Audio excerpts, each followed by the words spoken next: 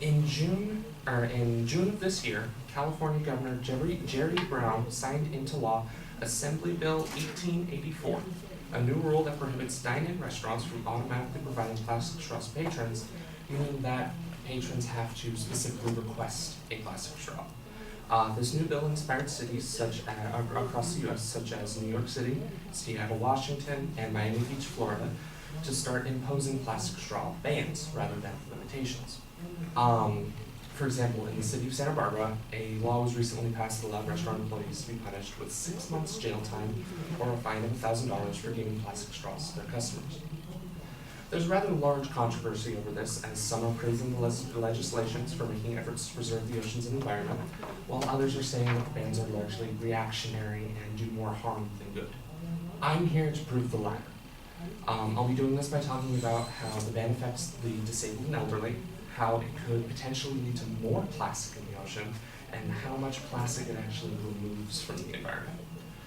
So, for starters, plastic straws are essential to the disabled and elderly, and removing them is largely harmful to them.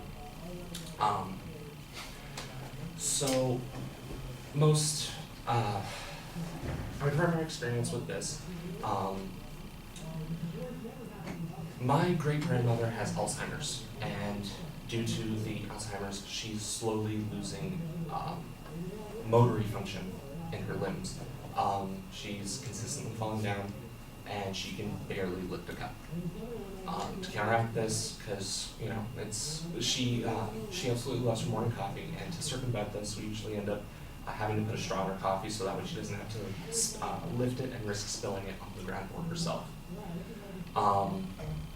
Now, most of the time we have to use plastic straws because with alternatives such as glass and metal, they're extremely rigid. They're not flexible at all. And have you ever slammed a plastic straw into the roof of your mouth by accident? Imagine how much more painful that would be if it was made of metal or glass and potentially shattered. Acrylic and silicone straws are extremely expensive, and paper and straws made of pasta, which are, the pasta straws are a recent alternative that I read about. The paper straws have a tendency to disintegrate and can lead to you swallowing small bits of paper. And the pasta straws have that same problem, as it's made of pasta, and when pasta is exposed to high temperatures, it softens. So plastic is less likely to have this experience. So on the topic of the plastic, companies such as Starbucks are introducing new lids as an alternative to their lid and straw for iced coffees, teas, what have you. And a few people such as myself were curious and decided to weigh the plastic straw and lid versus the new lid. I was able to acquire a new lid from the Starbucks near my house, and I used a kitchen scale, which measures it in grams. I found that the lid and straw will weigh 3.33 grams, whereas the lid, the sippy cup lid that they've announced, weighed 4.5 grams. The numbers themselves were rather inconsistent. I did it with small straws, the small straws in the lid, large straws in the lid, but the only constant that I found was that the new lids were notably heavier than the straw and lid. So some people are proposing to use paper straws as an alternative, which I mentioned earlier, and there's the deterioration problem.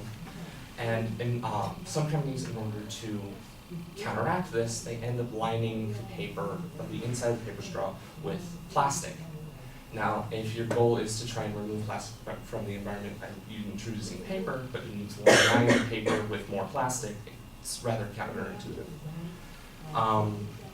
Now, the amount of plastic it actually eliminates from the environment is rather abysmal in comparison. By piece, meaning that if you were to organize all the bits of plastic in the ocean into separate objects, and there was a total number, plastic straws make up 7% by piece, which is a rather large number, but when you compare it to by weight, in which, sorry, I'm getting ahead of myself. To contrast, if you were to count it by individual piece, bottle caps make up 17%. Now, if you compare by weight, straws make up 2,000 tons of plastic in the ocean. Now, that seems like a lot, but when it's compared to the 9 million tons, I believe the number is only 0.02%. So the amount of plastic that we're actually removing from the ocean is rather a small amount. In conclusion, I talked about the plastic straw ban, why it's problematic, the fact that it's not doing very much to remove plastic from the ocean, the fact that it is forgetting, so to say, the disabled and elderly, and that alternatives to plastic straws are either ineffective or may introduce more plastic into the environment. Thank you.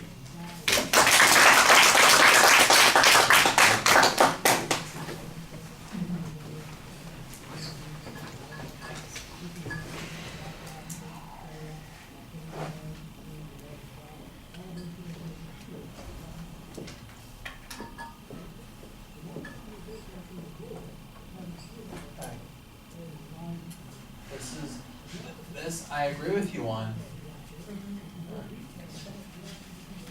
I personally think this whole ban thing is ridiculous. I mean, like, oh.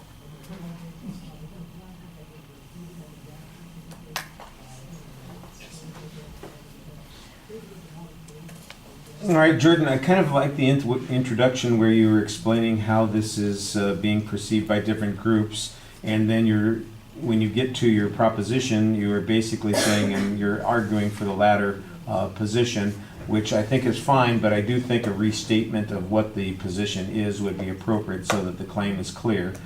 So I like the lead in. Like I said, I just think that it needs to be a little bit stronger and clearer where you're going there. There is a preview of what the supporting material is going to be. A couple of those points are not stated as declaratives, and you want to be consistent about that. You do signpost the first point when you get to it.